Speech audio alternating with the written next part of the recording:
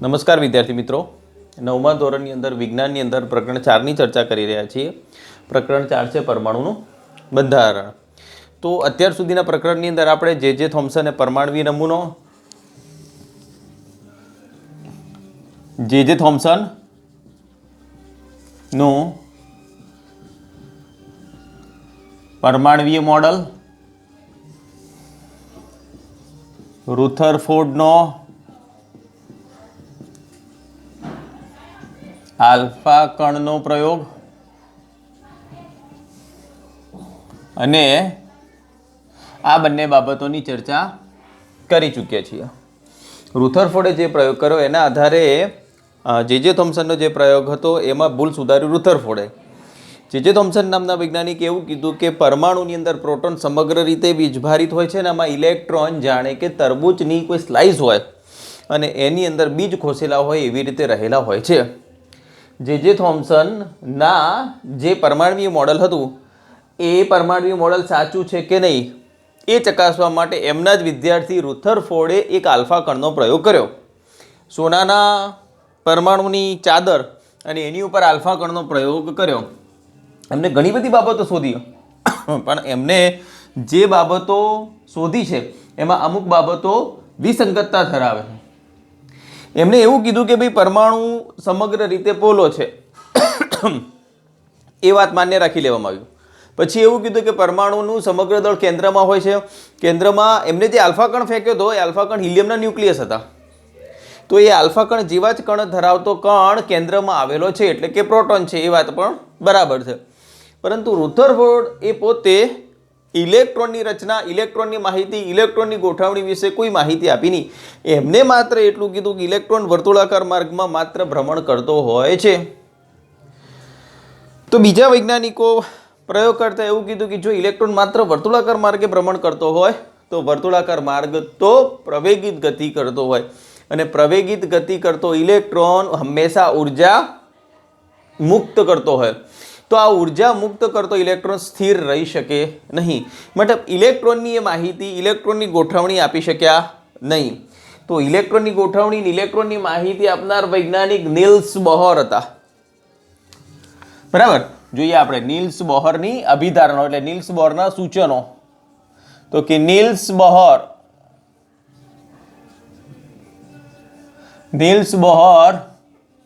વૈજ્ઞાનિક. ચલો, નીલ્સ બોર નામના વૈજ્ઞાનિકે ઇલેક્ટ્રોનની ગોઠવણી વિશેની માહિતી આપી. ઇલેક્ટ્રોનની ગોઠવણી વિશેની માહિતી આપી. એમને મુખ્યત્વે 2-3 બાબતો કીધી. એમાં પહેલી બાબત, ઇલેક્ટ્રોન આપેલ બધી જ કક્ષાઓ પૈકી માન્ય કક્ષામાં જ ભ્રમણ કરી શકે છે. એટલે કે એને કહેવામાં આવે છે એલો કક્ષા. એમને એલોટમેન્ટ કરવામાં આવી હોય આવી જ કક્ષાની અંદર એ ભ્રમણ કરી શકે છે. એ સ્થિત કક્ષા તરીકે તો પણ ચાલે, સ્થિત કક્ષા. બરાબર. નંબર 2, માન્ય કક્ષામાં ભ્રમણ કરતા ઇલેક્ટ્રોન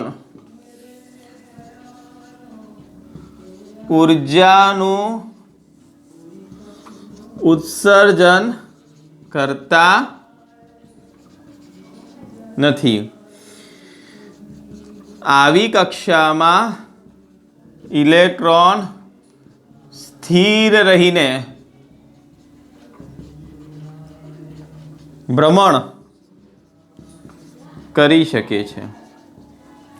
બરાબર, મતલબ 2 બાબતો એમને કીધી કે ઇલેક્ટ્રોન કક્ષામાં વર્તુળાકાર માર્ગે ભ્રમણ કરતો હોય તો એ કક્ષા માન્ય કક્ષા હોવી જોઈએ. આપેલ બધી જ કક્ષા પૈકી ઇલેક્ટ્રોન એ જ કક્ષામાં ભ્રમણ કરી શકે જે કક્ષા એને એલોટ કરવામાં આવી હોય, જે કક્ષા માન્ય હોય, જે કક્ષા સ્થિત કક્ષા હોય. અને આવી સ્થિત કક્ષામાં ભ્રમણ કરતો ઇલેક્ટ્રોન ઉર્જાનું ઉત્સર્જન કરતો નથી. મતલબ જે રુથરફોર્ડે સમજાયું હતું કે ઉર્જાનું ઉત્સર્જન કરતો હોય એ બાબત એમને નીકાળી દીધી. એ બાબતમાં નવી અભિધારણા આપી. એમને કીધું કે સ્થિત કક્ષામાં ભ્રમણ કરતો ઇલેક્ટ્રોન ક્યારેય ઉર્જાનું ઉત્સર્જન કરતો નથી, અને ઉર્જાનું ઉત્સર્જન કરતો નથી તો એમાં સ્થિર રહીને ભ્રમણ કરી શકે છે. ઇલેક્ટ્રોનને ભ્રમણ કરવાની જુદી જુદી કક્ષાઓ, ઇલેક્ટ્રોનને ભ્રમણ કરવાની જુદી જુદી કક્ષાઓ અથવા કોષ ની માહિતી આપી કે ભાઈ ઇલેક્ટ્રોન આવી કક્ષામાં જ ભ્રમણ કરી શકે છે. તો કઈ કઈ કક્ષા હોય ઇલેક્ટ્રોનને ભ્રમણ કરાવવાની કક્ષાઓ? આમાં જ ઇલેક્ટ્રોન ભ્રમણ કરી શકે છે. તો સૌથી પહેલા કેન્દ્રમાં કયો વિદ્યુત ભાર હોઈ શકે? તો કે આ ધન વિદ્યુત ભારિત કેન્દ્ર છે. તો કે આ ધન વિદ્યુત ભારિત કેન્દ્રની આસપાસ આ પહેલી કક્ષા, આ બીજી કક્ષા,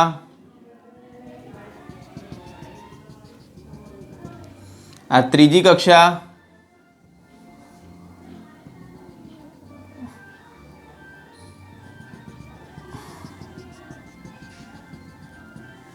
આ ચોથી કક્ષા. લખવું તો લખી શકાય કે ભાઈ આને પરમાણુ કેન્દ્ર, પરમાણુ કેન્દ્ર તરીકે ઓળખવામાં આવે છે. તો આ પરમાણુ કેન્દ્ર એ પરમાણુય કેન્દ્ર તરીકે ઓળખવામાં આવે છે. આરી કક્ષા કઈ? તો કે આ પ્રથમ કક્ષા, આ બીજી કક્ષા, આ ત્રીજી કક્ષા, આ ચોથી કક્ષા. એટલે આને કહેજો n બરાબર 1, n બરાબર 2, n બરાબર 3 અને n બરાબર 4. તો આ ચારે ચાર કક્ષા છે. એમાં પ્રથમ કક્ષાને કહેવામાં આવે છે કે કક્ષા. આને કહી દો L કક્ષા, M કક્ષા, N કક્ષા. તો આ કહેવામાં આવે છે પરમાણુ કેન્દ્ર, અને પરમાણુ કેન્દ્રથી n બરાબર 1, n બરાબર 2, n બરાબર 3 ને n બરાબર 4. આ n બરાબર 1, n બરાબર 2, n બરાબર 3 અને n બરાબર 4 કક્ષકો છે. પહેલી કક્ષાને K L M N આવું નામ આપી દીધું. અને આ આપણો પરમાણુ કેન્દ્ર છે. પરમાણુના કેન્દ્રમાં ભ્રમણ કરતો અને કેન્દ્રની આસપાસ ઇલેક્ટ્રોન ભ્રમણ કરે છે, અને આ ઇલેક્ટ્રોન ભ્રમણ કરવા માટે સ્થિત કક્ષાનો ઉપયોગ કરે છે. પહેલી કક્ષાની અંદર જ્યારે ઇલેક્ટ્રોન ભ્રમણ કરતો હોય તો એ નિશ્ચિત ઉર્જા સાથે ભ્રમણ કરતો હશે. બીજી કક્ષા, ત્રીજી કક્ષા, ચોથી કક્ષા આ પ્રમાણે ભ્રમણ કરતો હશે. કેન્દ્રથી સૌથી નજીકની n બરાબર 1 મુખ્ય ક્વોન્ટમાંક, n બરાબર 1, n બરાબર 2, n બરાબર 3 અને n બરાબર 4. n એ કક્ષા નંબર છે, કોષ નંબર છે. તમે કક્ષા કહેશો અથવા એને કોષ કહેશો તો પણ ચાલશે, સેલ કહેશો તો પણ ચાલશે, કક્ષક કહેશો તો પણ ચાલશે. તો ઇલેક્ટ્રોન અહીંયા આગળ આ રીતે ભ્રમણ કરી શકે છે એવા એમને માહિતી આપી. તો નીલ્સ બોહર નામના વૈજ્ઞાનિકે અતિ મહત્વની એવી માહિતી આપી કે ઇલેક્ટ્રોન કઈ રીતે, કઈ કક્ષામાં કેવી રીતે ભ્રમણ કરી શકે છે. બરાબર, નોંધી લેજો, આ એક મહત્વની વસ્તુ છે.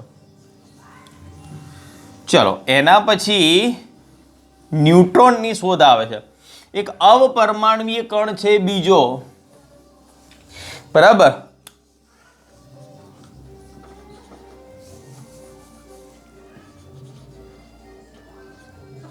ન્યુટ્રોન. તો ઈસવીસન 1932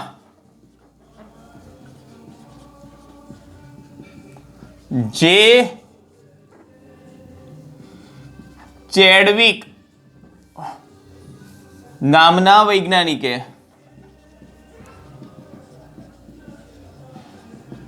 ન્યુટ્રોન કણની શોધ કરી?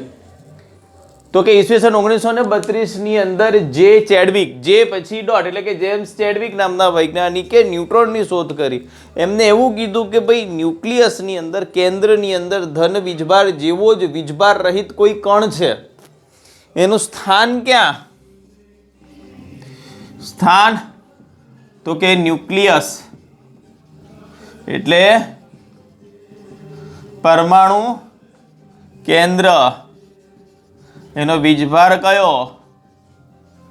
તો કે વીજભાર રહિત. દળ કેટલું? તો કે કેન્દ્રમાં રહેલા પ્રોટોન જેટલું દળ ધરાવે છે તેની સંજ્ઞા કઈ? સ્મોલ n વડે દર્શાવવામાં આવે છે. તો કે આ એના વિશેની માહિતી છે. ન્યુક્લિયસ એટલે કે પરમાણુ કેન્દ્ર. વીજભાર છે નહીં, એમાં વીજભાર રહિત છે. મતલબ કેવો કણ છે? તો કે તટસ્થ કણ છે. એનું સ્થાન ક્યાં છે? તો કે ન્યુક્લિયસમાં, પરમાણુના કેન્દ્રમાં. વીજભાર રહિત છે. પ્રોટોન જેટલું જ દળ ધરાવે છે, લગભગ પ્રોટોન જેટલું દળ ધરાવે છે. વીજભાર રહિત તટસ્થ કણ છે ને તેની સંજ્ઞા સ્મોલ n છે. તો કે આ બાબતની ચર્ચા એમણે કરી કે ન્યુટ્રોન ક્યાં આવેલો છે? કે તો ન્યુટ્રોન અહીંયા કેન્દ્રની અંદર જ આવેલો છે. અહીંયા આગળ ક્યાંક ન્યુટ્રોન આવેલો છે, અહીંયા આગળ ક્યાંક ન્યુટ્રોન આવેલો છે, અહીંયા ન્યુટ્રોન આવેલો હશે. એના કેન્દ્રની અંદર ન્યુટ્રોન આવેલો છે. બીજી બાબત છે કે નીલ્સ બોહર અને બેરી નામના વૈજ્ઞાનિકો, આ બંને વૈજ્ઞાનિકોએ આ બાબતની આપણે ચર્ચા થઈ કે ભાઈ ન્યુટ્રોન કણ છે, કેન્દ્રની અંદર આવેલો છે, દળ પ્રોટોન જેટલું છે. ફરીથી આ કક્ષકો ઉપર આવીએ તો કક્ષકોની વાત કરીએ તો કે આ કક્ષકોની અંદર આપેલ કક્ષકમાં કેટલા ઇલેક્ટ્રોન રહી શકે, એની સમાવવાની ક્ષમતા કેટલી? તો કે કક્ષકમાં ઇલેક્ટ્રોનને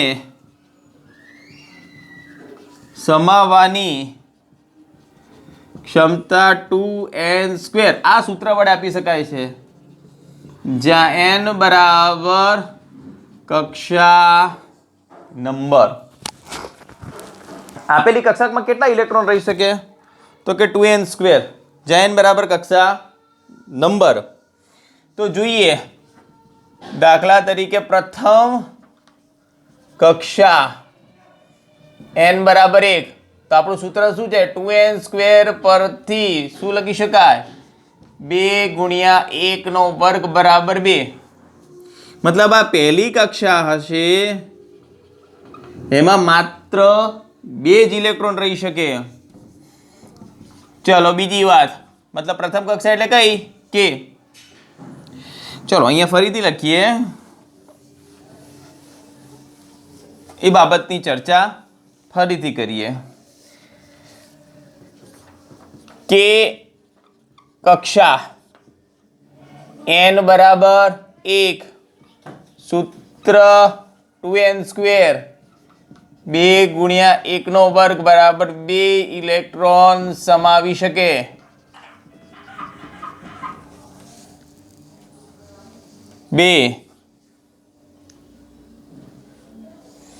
ચલો L કક્ષા n બરાબર 2, 2n² બરાબર 2 ગુણ્યા 2² 4 ઇલેક્ટ્રોન સમાવી શકે.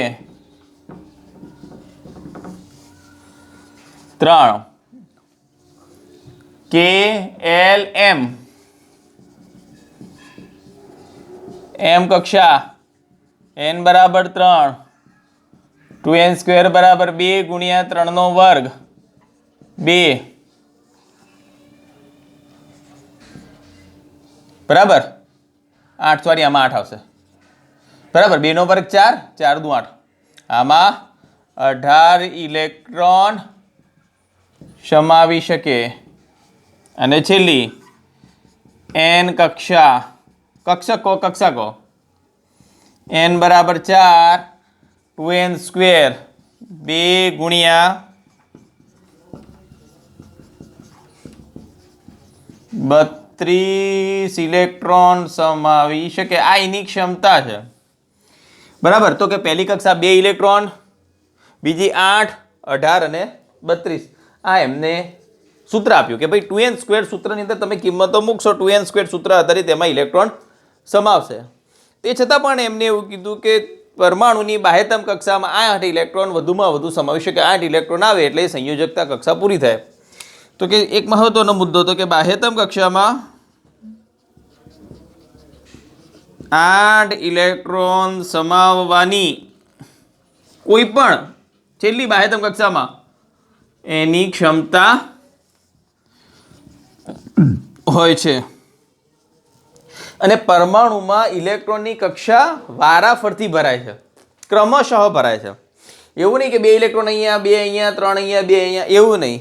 પહેલાં અંદરથી શરૂ થાય છે. પહેલાં 2, પછી 4, પછી 18, પછી 32, એવી રીતે. અને જે પણ પરમાણુ હોય એની બાહ્યતમ કક્ષામાં 8 ઇલેક્ટ્રોન આવે છેલ્લી કક્ષામાં, એ એનો નિયમ છે. તો બાહ્યતમ કક્ષામાં 8 ઇલેક્ટ્રોન સમાવવાની ક્ષમતા છે. અને આ બધા જ ઇલેક્ટ્રોન કક્ષામાં ક્રમશઃ ભરાય છે. એટલે કે વારાફરતી ઇલેક્ટ્રોન એમાં ભરાતા હોય છે. આ વારાફરતી ઇલેક્ટ્રોન જે ભરાય છે એની કક્ષકોના ક્રમાંક આધારિત ભરાય છે. બરાબર. તો આ માહિતી નીલ્સ બોહર અને બેરી નામના વૈજ્ઞાનિકે ખૂબ જ મહત્વની આપી હતી. બરાબર, નોંધી રાખજો.